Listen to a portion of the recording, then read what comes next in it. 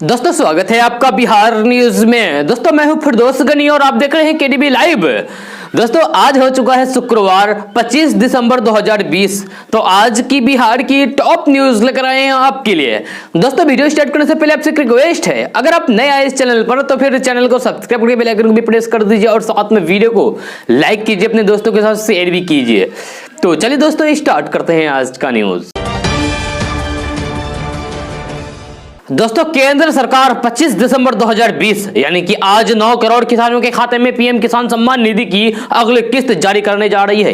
जी हां, तो आप फटाफट चेक कर लें कि आपके खाते में यह पैसा आया है या फिर नहीं। अगर लिस्ट में आपका नाम नहीं है तो फिर आप इसकी शिकायत भी कर सकते हैं। जी हां, आपको बता दूं कि इस स्कीम के तहत सालाना 3 किस्त में 6,000 रुपए दिए जाते हैं। अब तक किसानों को 6 किस्तें भेजी जा चुकी है। पिछले 23 महीने में केंद्र सरकार ने 11 करोड़ 17 लाख किसानों को सीधे 95 करोड़ से अधिक की राशि दे चुकी है। जी हां, इस बार की किस्त को लेकर कृषि मंत्रालय के एक अधिकारी ने बताया कि 9 करोड़ किसानों के खाते में 2,000 रुपए डालने के लिए सभी तैयारियां पूरी हो चुकी है, जो आज 25 दिसंबर 2020 को सभी किसानों के खाते में यह पैसा ट्रांसफर कर दिया जाएगा। दोस्तों बिहार में जंगल राज से छुटकारा दिलाने का क्रेडिट नीतीश कुमार को ही जाता है, लेकिन हाल के दिनों में उनके शासन में ही बढ़ रहा अपराध का ग्राफ उनके लिए चिंता का सबब बन चुका है। जी हां, आलम यह है कि विपक्षी तो दूर, खुद उनके सहयोगी ही राज्य के पुलिसियों को लेकर जहर उगलने लगे हैं। जी हां, यही वजह है कि सीएम नीतीश कुमार ताजा हालात की सुध लेने खुद पुलिस मुख्यालय पहुंच गए और मुख्यालय पहुंचकर पुलिसिंग दुरुस्त करने का जोरदार फरमान दे डाला। दोस्तों भारत में निमोनिया का टीका तैयार हो गया है। जी हां, सीरम इंस्टीट्यूट ऑफ इंडिया ने निमोनिया रोग के लिए भारत में पहला वैक्सीन विकसित करने का काम किया है। इस वैक्सीन को केंद्रीय स्वास्थ्य मंत्री डॉक्टर हर्षवर्धन अगले सप्ताह लॉन्च कर सकते हैं। जी हां, लॉन्चिंग के बाद यह बाजार में आम लोगों के लिए उपलब्ध हो जाएगा। खबरों की माने तो यह वैक्सीन वर्तमान में 2 विदेशी कंपनियों द्वारा उपलब्ध कराए जा रहे वैक्सीन के मुकाबले काफी सस्ता होगा। कृषि कानूनों के खिलाफ जारी किसान आंदोलन को देखते हुए कांग्रेस के पूर्व अध्यक्ष राहुल गांधी के नेतृत्व में कांग्रेस नेताओं के एक प्रतिनिधिमंडल ने गुरुवार को राष्ट्रपति रामनाथ कोविंद से मुलाकात की है। जी हां, अधीर रंजन चौधरी और गुलाम नबी आजाद के साथ राष्ट्रपति भवन पहुंचे राहुल गांधी ने नए कृषि कानूनों के खिलाफ राष्ट्रपति रामनाथ कोविंद को 2 करोड़ हस्ताक्षर वाला ज्ञापन सौंपा और उनसे इस मामले में हस्तक्षेप करने की मांग की है। जहां राष्ट्रपति की मुलाकात के बाद राहुल गांधी ने कहा कि हम 3 लोग राष्ट्रपति के पास करोड़ों हस्ताक्षर लेकर गए। ये देश की आवाज है। कड़ाके की ठंड में अपने अधिकार के लिए आंदोलन कर रहे किसानों की बात सरकार को सुननी चाहिए। राहुल गांधी ने बताया कि राष्ट्रपति से हमने कहा है कि जो कानून बनाए गए हैं ये किसान विरोधी है और इनसे किसानों मजदूरों का नुकसान होने वाला है। अगर कानून वापस नहीं हुआ तो फिर सिर्फ आरएसएस और भाजपा को ही नहीं बल्कि देश को भी नुकसान होने जा रहा है। जहां कांग्रेस सांसद राहुल गांधी ने कहा है कि प्रधानमंत्री नरेंद्र मोदी का एक ही लक्ष्य है, 2-4 उद्योगपतियों पूंजीपतियों को फायदा पहुंचाना, जिसे किसान और मजदूर समझ गए। जी हां, ऐसे में जो लोग भी मोदी जी के खिलाफ खड़े होते हैं उनके खिलाफ वे कुछ ना कुछ गलत बोलते हैं। दोस्तों जुगाड़ एक ऐसा शब्द है जो बिगड़ते हुए काम को बना देता है और भारतीय इस मामले में सबसे आगे हैं। जहां फिर चाहे वो किसी भी काम हो, किसी का कोई काम ना हो तो फिर वो जुगाड़ का इस्तेमाल करते हैं और कोई नई चीज बनानी हो तो फिर जुगाड़ काम आती है। लेकिन सच में जुगाड़ है बड़े काम की चीज। जी हां, हमारे देश में किसी भी का काम बिना जुगाड़ के नहीं चलता है। जहां सोशल मीडिया में जुगाड़ का ही एक वीडियो तेजी से वायरल हो रहा है, जिसमें आप एक ऐसी बैलगाड़ी को देख सकते हैं जो आपने कभी नहीं देखी होगी और न ही इसकी कोई कल्पना भी की होगी। इस वीडियो को भारत के बड़े बिजनेसमैन आनंद महिंद्रा ने अपने ट्विटर अकाउंट से शेयर किया है, जो अब तेजी से वायरल हो रहा है। इस वीडियो को देखकर यूजर्स हैरान हैं और कह रहे हैं कि ऐसा तो हमारे देश में ही मुमकिन है। जी हां, दरअसल वीडियो में आप एक बैलगाड़ी को देख सकते हैं जिसे बनाने के लिए जुगाड़ का इस्तेमाल किया गया है, यानी कि बैलगाड़ी को बिल्कुल एम्बेसडर कार का लुक दिया गया है और उसमें आगे 2 बैल लगाए गए हैं। जी हां, पीछे से देखने पर यह बिल्कुल एम्बेसडर कार लगती है, लेकिन जब आप आगे पहुंचेंगे तो समझ में आएगा कि ये पेट्रोल या डीजल से नहीं बल्कि बैलों से चलती है। जी हां, आनंद महिंद्रा ने इस वीडियो को 23 दिसंबर को शेयर किया था। जी हां, वीडियो को शेयर करते हुए उन्होंने कैप्शन में लिखा है कि मुझे नहीं लगता है कि एलन मस्क और टेस्ला इस कम लागत की रिन्यूएबल एनर्जी फ्यूज कार का मुकाबला कर सकेंगे। जी हां, इस वीडियो को अब तक 2,88,400 से ज्यादा बार देखा जा चुका है। वहीं इस वीडियो को 22,500 से ज्यादा लाइक्स भी मिले हैं। जी हां, 50 सेकंड के इस वीडियो की शुरुआत शुरुआत में बैल दिखाई देता है, लेकिन कुछ ही सेकंड में पता चलता है कि ये कोई मामूली बैलगाड़ी नहीं है, क्योंकि बैलों की एक एम्बेसडर कार का पिछला हिस्सा जुड़ा हुआ है जो शायद लकड़ी से बना हुआ है। जी हां, आधी एम्बेसडर कार और बैलों के बीच मौजूद जगह में एक शख्स बैठा हुआ है जो बैलों को लगाम थाम कर उन्हें आगे बढ़ाने और फिर रुकवाने का निर्देश दे रहा है। यही नहीं, इस बैलगाड़ी में एक ब्रेक भी है जिससे इसे रोका जा सके। आप आगे भी इस वीडियो को देखिए।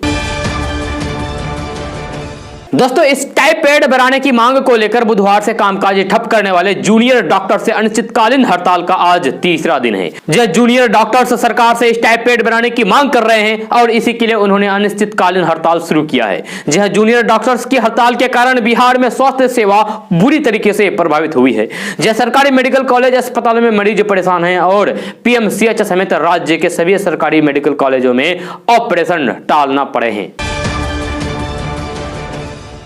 दोस्तों, बिहार में शराबबंदी लागू है, लेकिन हर जगह खुलेआम शराब की बिक्री और लोग शराब का सेवन कर रहे हैं। जहां गोपालगंज सदर अस्पताल परिसर में स्थित जीन बाबा के समीप 2 पियक्करों का शराब का पैग बनाते हुए एक फोटो वायरल हो रहा है। जी हां, हालांकि केडीबी लाइव इस फोटो की पुष्टि नहीं करता है। इस फोटो के वायरल होने के बाद उत्पाद विभाग ने इसे गंभीरता से लेते हुए पूरे मामले की जांच और पियक्करों की पहचान करने में जुटने की बात कही है। जी हां, उत्पाद अधीक्षक राकेश कुमार ने बताया कि फोटो की तहकीकात की जा रही है, पियक्करों की पहचान करके कड़ी से कड़ी कार्रवाई की जाएगी।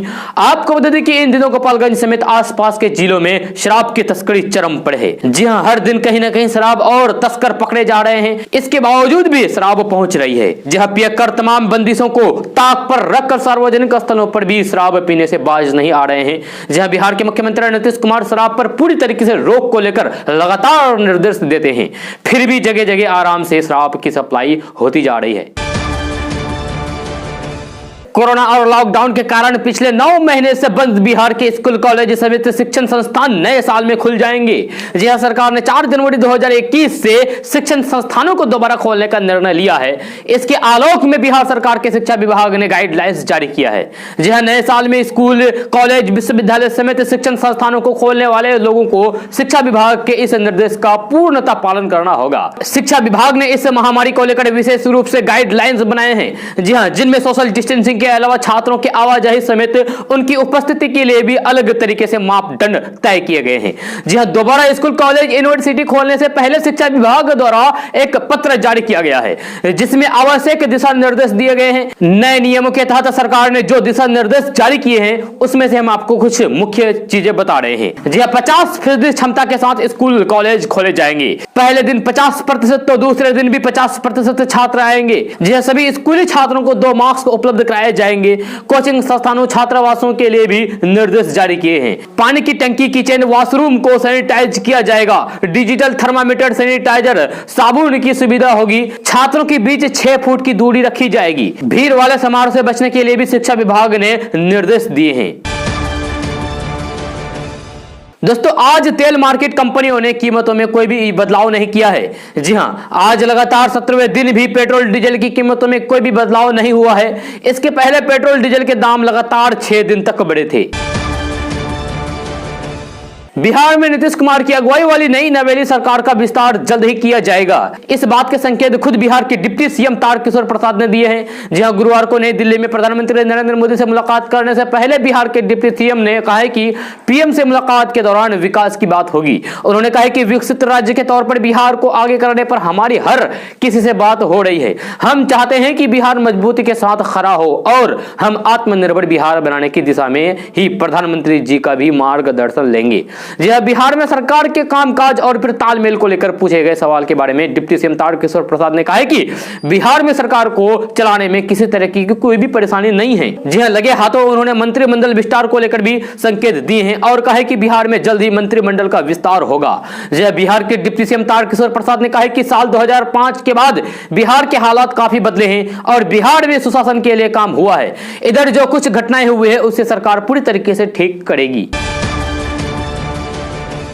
बिहार में अपराधियों ने पुलिस की नाक में दम कर रखा है। जी हां, जमुई जिले में भी अपराधियों का मनोबल सिर चढ़कर बोल रहा है और अपराधी लगातार पुलिस को चैलेंज करते हुए बड़ी वारदात को अंजाम दे रहे हैं। जिसके बाद मुंगेर परिक्षेत्र के डीआईजी मनु महाराज आज जमुई पहुंचे। जी हां, जमुई पहुंचे मनु महाराज जिले में बढ़ते अपराध को लेकर पुलिस के आला अधिकारियों के साथ बैठक किया। इसके बाद डीआईजी मनु महाराज ने कहा कि किसी भी कीमत पर अपराध और अपराधियों को बर्दाश्त नहीं किया जाएगा। लापरवाह अधिकारियों को कार्रवाई के लिए तैयार रहने का संकेत भी दिया गया है। जिले में क्राइम कंट्रोल करने के लिए डीआईजी मनु महाराज ने सभी अधिकारियों को रात्रि गश्त बढ़ाने का आदेश दिया है। जी हां, आपको बता दूं कि इन दिनों बिहार में अपराधी लगातार वारदात को अंजाम दे रहे हैं। लगातार बढ़ रही आपराधिक गतिविधियों को लेकर लोगों में आक्रोश का माहौल बना हुआ है।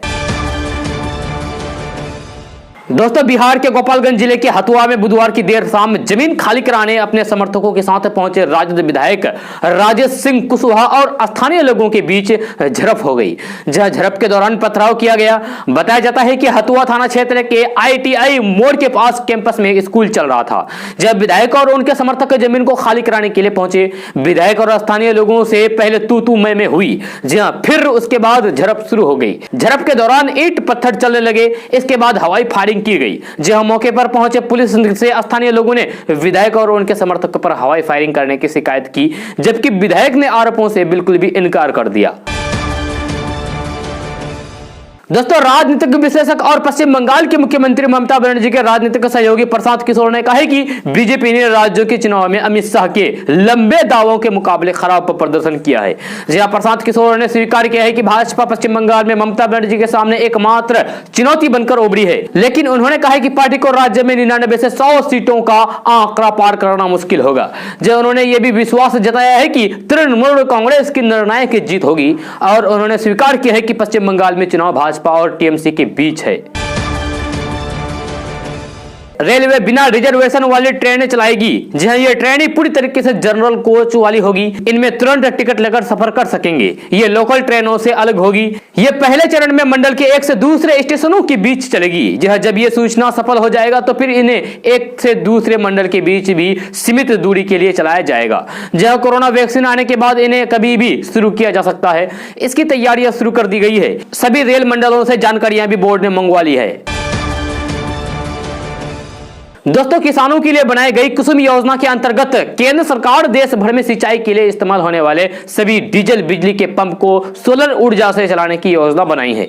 जहां कुसुम योजना का ऐलान पूर्व वित्त मंत्री अरुण जेटली के द्वारा केंद्र सरकार के आम बजट 2018-19 में किया गया था। आपको बता दें कि इस योजना की शुरुआत कई जिलों में हो चुकी है। इस योजना से किसानों को 2 तरह के लाभ मिलेंगे। पहले, पुराने डीजल सिंचाई पंप की जगह सोलर पैनल से चलने वाले सिंचाई पंपों का प्रयोग कर पाएंगी, और दूसरा, उन्हें खेत में लगे सोलर प्लांट से उत्पन्न बिजली का बिजली कंपनियों को बेचकर एक्स्ट्रा आय के तौर पर 6000 रुपए तक कमा सकेंगे।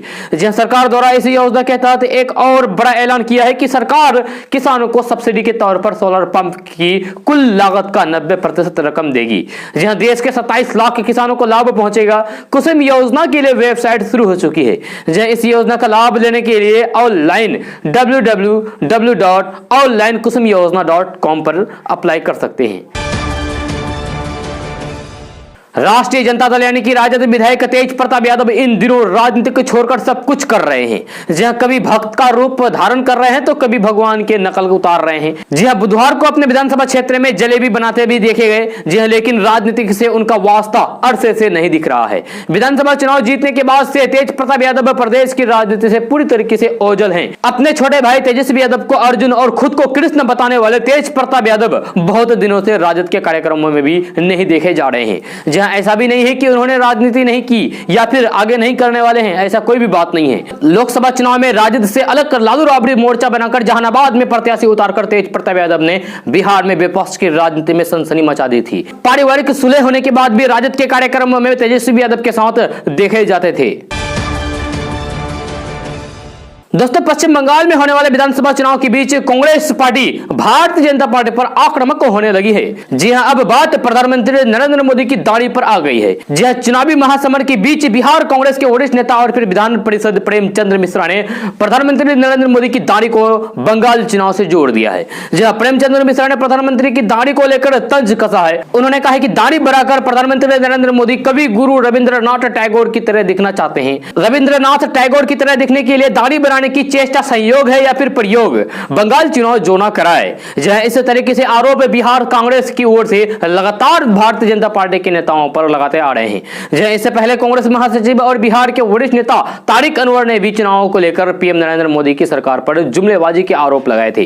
तारिक अनवर ने अपने आधिकारिक ट्विटर हैंडल पर पोस्ट किया था कि सोनार बंगला बनाने का अमित शाह का दावा ठीक उसी प्रकार की जुमलेबाजी है जैसे कि 2014 और फिर 2019 के चुनाव में देशवासियों से नरेंद्र मोदी जी ने अच्छे दिन लाने की बात कही थी। उल्टा 7 सालों में देश की अर्थव्यवस्था की कमर तोड़कर रख डाली। जहां गरीबी, बेरोजगारी, महंगाई और भ्रष्टाचार अपने चरम पर पहुंच चुका है। दोस्तों, दाल के बाद अब सरसों तेल ने रसोई का बजट बिगाड़ दिया है। जब बीते 20 दिनों में सरसों के तेल और रिफाइंड के दामों में जबरदस्त उछाल आया है। तेल के दाम जहां 15 से 20 रुपए तक बढ़े हैं, वहीं रिफाइंड के दाम में 700 रुपए प्रति टिन तक बढ़ोतरी हुई है। एक महीने पहले तक 1200 से 1300 रुपए प्रति टिन बिकने वाला ब्रांडेड रिफाइंड अब 1900 रुपए प्रति टिन में बिक रहा है। व्यापारियों का कहना है कि सरसों के दाम बढ़ने के कारण बाहर से ही तेल के दाम बढ़े हुए हैं। वहीं सरसों तेल के दाम में अचानक आए उछाल से आम ग्राहकों की कमर तोड़ने शुरू कर दी है। पिछले कुछ दिनों से सब्जियों के दामों ने आम आदमी को बेहाल कर रखा था। अब सब्जियों के दाम घटे तो सरसों तेल ने महंगाई का तड़का लगा दिया। जहां एक तरफ लॉकडाउन की वजह से लोगों का रोजगार छिन गया, वहीं बेतहाशा बढ़ रही महंगाई ने लोगों को बेहाल कर रखा है। एक दुकानदार ने बताया कि तेलीय खाद्य पदार्थों में पिछले कुछ दिनों से बेतहाशा वृद्धि हुई है। ब्रांडेड सरसों का तेल जहां 128 से 130 रुपए बिक रहा था, वही तेल के दाम बढ़कर आज 145 रुपए प्रति लीटर हो गया है। बिहार में गाड़ी चलाने वाले लोगों के लिए एक बड़ी खबर आ रही है। मिली जानकारी के मुताबिक गाड़ी चलाने के दौरान अगर आप यातायात के नियमों को तोड़ते हैं तो आपका लाइसेंस रद्द हो सकता है। जी हां, साथ ही साथ आप पर जुर्माना भी लगाया जा सकता है। खबर के मुताबिक बिहार पुलिस ने परिवहन विभाग से 500 चालकों के लाइसेंस को रद्द करने को कहा है, क्योंकि ये गाड़ी चालकों ने यातायात के नियमों का उल्लंघन किया है। ऐसा पहली बार है कि बिहार में यातायात नियमों को तोड़ने वालों पर एक साथ बड़ी कार्रवाई की जा रही है। आपको बता दें कि जिन चालकों पर यह कार्रवाई की जा रही है उसमें 22 वाहन चालक ऐसे हैं जिन्होंने लाल बत्ती को जंप किया और कुछ वाहन चालक मोबाइल पर बात करते हुए गाड़ी चला रहे थे। जी हां, तो वहीं 333 चालक ऐसे हैं जिनकी लापरवाही से गंभीर दुर्घटना हुई है। इतना ही नहीं, 104 वाहन चालकों पर ओवर स्पीडिंग के चलते कार्रवाई की गई है। तो वहीं 27 वाहन चालकों के नशे का सेवन करके वाहन चलाने पर कार्रवाई हुई है। जी हां, अगर आप भी बिहार में गाड़ी चलाते हैं तो फिर यातायात के नियमों का पालन करें, अन्यथा फिर आपको भारी पड़ सकता है। भारत में इस साल सोने का भाव 28% तक बढ़ा है। जी हां, जानकार बताते हैं कि 2021 में भी पीली धातु की चमक बरकरार रहेगी और निवेशकों की पहली पसंद बनी रहेगी। वैश्विक बाजार की बात करें तो यहां पर 2020 में सोने की चमक 23% तक बढ़ी है। दरअसल इस साल कोरोना महामारी की वजह से अर्थव्यवस्था को भारी नुकसान की भरपाई करने और फिर बढ़ती महंगाई से निपटने के लिए सोने की मांग में इजाफा देखने को मिला। जी हां, महंगाई के असर को कम करने के लिए सोने के निवेश को बेहतर विकल्प माना जाता है। 2020 लगातार दूसरा साल रहा जब सोने के भाव में तेजी देखने को मिल रही है। जहां इसके पहले 2019 में भी सोने के भाव में डबल डिजिट ग्रोथ देखने को मिली थी। इस साल के पहले 2 महीनों में गोल्ड के दाम में मामूली तेजी देखने को मिली, लेकिन मार्च के बाद वैश्विक स्तर पर कोरोना महामारी के पैर पसारने के बाद इसमें बड़ी तेजी देखने को मिली। अगस्त 2020 में सोने का भाव 56,200 रुपए प्रति 10 ग्राम के उच्चतम स्तर पर पहुंच गया था। दोस्तों, बिहार के सरकारी स्कूलों में पढ़ाने वाले नियोजित शिक्षकों को बिहार सरकार ने बड़ा तोहफा दिया है। जहां नए साल पर उन्हें नई सेवा शर्त नियमावली का लाभ मिलना शुरू हो जाएगा। इससे यहाँ के नियोजित शिक्षकों को फायदा होगा और इनकी परेशानी दूर हो जाएगी। जहां बिहार सरकार ने नियोजित शिक्षकों को दूसरे जिले में तबादला को लेकर एक सॉफ्टवेयर तैयार किया है। इसके द्वारा ही शिक्षकों को ट्रांसफर हो सकेंगे।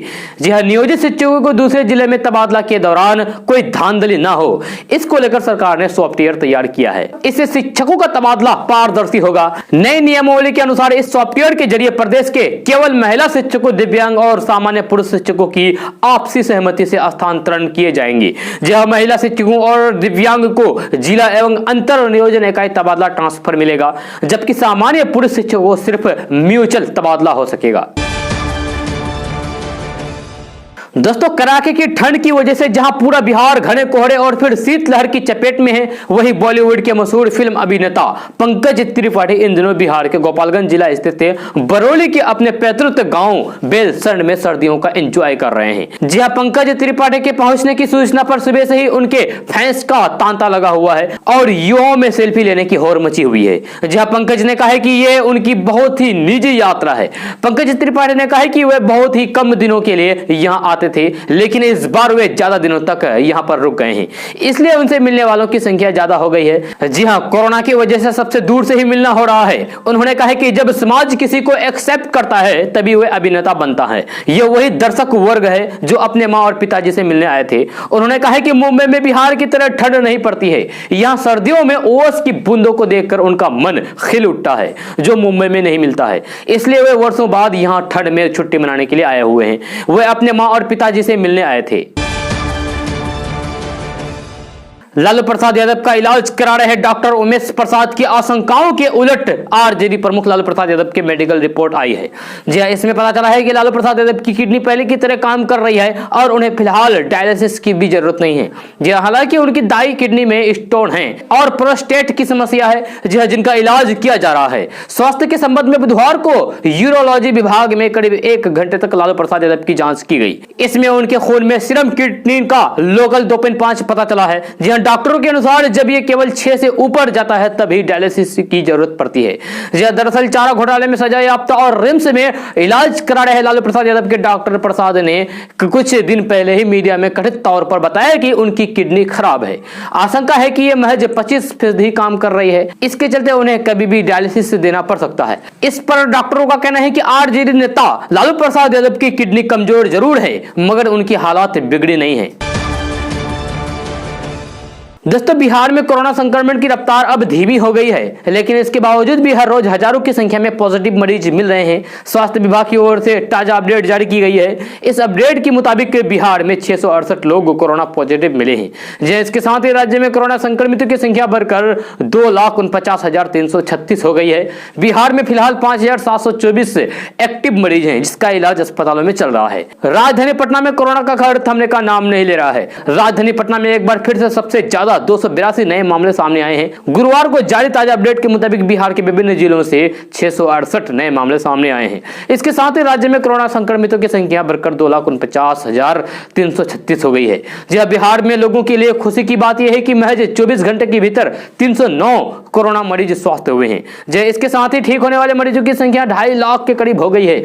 राज्य में अब तक कुल 2,42,244 मरीज स्वस्थ हो चुके हैं और बिहार ने एक नया रिकॉर्ड बनाया है। जी हाँ, क्योंकि राज्य के अंदर लगभग 97.42% मरीज से अधिक मरीज अब स्वस्थ हो चुके हैं, जो कि देश में किसी भी अन्य राज्यों से ज्यादा है। जी हां, इतना ही नहीं, भारत में कोरोना से ठीक होने वालों के आंकड़े से भी बिहार 10% आगे चल रहा है। दोस्तों कोरोना महामारी के दौर में पटना हाईकोर्ट वर्चुअल तरीके से काम कर रहा था, यानी कि वीडियो कॉल के तरीके से काम कर रहा था, सुनवाई हो रहा था। लेकिन अब अरसे बाद पटना हाईकोर्ट में फिजिकल सुनवाई की शुरुआत होने जा रही है। जहां नए साल में 4 जनवरी से सोशल डिस्टेंसिंग के नियमों के साथ पटना हाईकोर्ट में फिजिकल सुनवाई शुरू होगी। पटना हाईकोर्ट प्रशासन ने इस संबंध में वकील संघों को जानकारी दी है। क्रिसमस की छुट्टी के बाद हाईकोर्ट अपने पुराने पैटर्न पर काम करना शुरू कर देगा। फिजिकल सुनवाई के दौरान पटना हाईकोर्ट के 23 कोर्ट रूम को तैयार कर लिया गया है। जहां कोर्ट रूम में केवल वैसे वकीलों को ही प्रवेश की अनुमति दी जाएगी जिसका केस सुनवाई के लिए लिस्टेड होगा। दोस्तों बर्फीली हवा चलने से पूरा प्रदेश ठंड से ठिठुर रहा है, यानी कि पूरा बिहार ठंड से ठिठुर रहा है। बिहार में कड़ाके की ठंड से निजात दिलाने के लिए सरकार की ओर से तैयारियां की जा रही है। बिहार के डिप्टी सीएम तारकिशोर प्रसाद ने आपदा प्रबंधन विभाग के प्रधान सचिव से फीडबैक लिया है। उन्होंने प्रधान सचिव को कई निर्देश दिए हैं। जहां उप मुख्यमंत्री तारकिशोर प्रसाद ने विभाग को अलाव की व्यवस्था करने को कहा है। बिहार के यूनिवर्सिटियों और कॉलेजों में नए साल में रविवार को छोड़कर 80 छुट्टियां मिलेगी। जी हां, राज्यपाल फागू चौहान ने बुधवार को शिक्षकों और शिक्षकेतर कर्मचारियों के लिए अवकाश यानी कि छुट्टियां कैलेंडर 2021 को स्वीकृति प्रदान कर दी है। इसके साथ ही छुट्टी कैलेंडर को राज्यपाल सचिवालय ने जारी भी कर दिया है। जी हां, जारी आदेश में कहा गया है कि वर्ष 2021 में 91 छुट्टियां दी गई है। इनमें 11 छुट्टियां रविवार को पड़ रही है। इस तरीके से रविवार को छोड़कर 80 छुट्टियां मिलेंगी। कुल 91 छुट्टियों में ग्रीष्मकाल के 30 दिन भी शामिल है। यह ग्रीष्मकाल केवल शिक्षकों के लिए ही होगा। होली की छुट्टी 28 से 31 मार्च रहेगी। 14 और 15 मई को ईद की तथा 21 और 22 जुलाई को बकरीद की छुट्टी रहेगी। जी हाँ, हालांकि आदेश में यह भी कहा गया है कि चांद दिखने के अनुसार मुस्लिम त्योहारों के अवकाश की तिथि में परिवर्तित हो सकता है। 12 से 16 अक्टूबर दुर्गा पूजा की छुट्टी रहेगी। दीपावली, चित्रगुप्त पूजा, छठ पूजा और गुरु नानक जयंती को लेकर 4 से 11 नवंबर तक छुट्टी रहेगी। 24 से 31 दिसंबर क्रिसमस अवकाश रहेगा, जिस कारण छुट्टी रहेगी। दोस्तों, बिहार के उप मुख्यमंत्री तारकिशोर प्रसाद और रेणु देवी ने गुरुवार को संगठन मंत्री बीएल संतोष से मुलाकात की। बिहार विधानसभा चुनाव में जीत के बाद दोनों नेता दिल्ली पहुंचे, जहां कल उन्होंने पार्टी कार्यालय में संगठन मंत्री से मुलाकात की। मुलाकात के बाद उन्होंने एक न्यूज चैनल से बातचीत की, जिसमें उन्होंने बिहार में लोगों को फ्री में कोरोना वैक्सीन लगाने के संबंध में जानकारी दी। जी हां, बिहार के डिप्टी सीएम तारकिशोर प्रसाद ने कहा कि संगठन मंत्री से मुलाकात के दौरान कोरोना वैक्सीन को लेकर चर्चा हुई है। बिहार की जनता को फ्री वैक्सीन मुहैया कराई जाएगी, इसके लिए कार्य योजना तैयार की जा रही है। उन्होंने बताया कि प्रधानमंत्री नरेंद्र मोदी ने उन्हें निर्देश दिया है कि सरकार और संगठन के बीच सामंजस्य स्थापित करते हुए बिहार के विकास के लिए काम करें। ऐसे में अब वे इस ओर काम करेंगे। बिहार में कोरोना के टीकाकरण की तैयारियों में गांव पर विशेष जोर दिया जा रहा है। यही कारण है कि राज्य स्वास्थ्य समिति ने सभी चिकित्सा केंद्र के प्रभारी को टीकाकरण के लिए टास्क फोर्स गठन करने का निर्देश दिया है। जी हां, राज्य स्वास्थ्य समितियों ने जिला से लेकर प्रखंड तक सरकारी स्कूलों, पंचायत भवनों के साथ सामुदायिक भवनों को वैक्सीनेशन बूथ बनाने का भी फैसला किया है। स्वास्थ्य विभाग के एक अधिकारी ने बताया कि नालंदा मेडिकल कॉलेज एवं अस्पताल यानी कि एनएमसीएच में कोरोना टीका स्टोरेज सेंटर यानी कि भंडार केंद्र बनाया गया है। यहां पर कोरोना टीका के स्टोरेज को लेकर तैयारियां तेजी से चल रही है। इधर सूत्रों का कहना है कि बिहार में जनवरी के अंतिम सप्ताह में कोरोना के टीके उपलब्ध हो जाएंगे। दोस्तों, बिहार के भोजपुर में फर्जी परिवहन पदाधिकारी बनकर बालू लदे ट्रकों से वसूली करने वाले 8 लोगों को पुलिस ने वसूली करते हुए बुधवार को गिरफ्तार किया है। मामला भोजपुर जिले के कोइलवर थाना के सकड्डी की है, जहां चांदी की तरफ से आने वाले बालू लदे ट्रकों से परिवहन पदाधिकारी और कर्मी बताकर कुछ लोग वसूली कर रहे थे। जी हां, इधर इसकी सूचना ट्रक ड्राइवरों ने इलाके में पेट्रोलिंग करने पहुंचे पुलिस पार्टी को दी।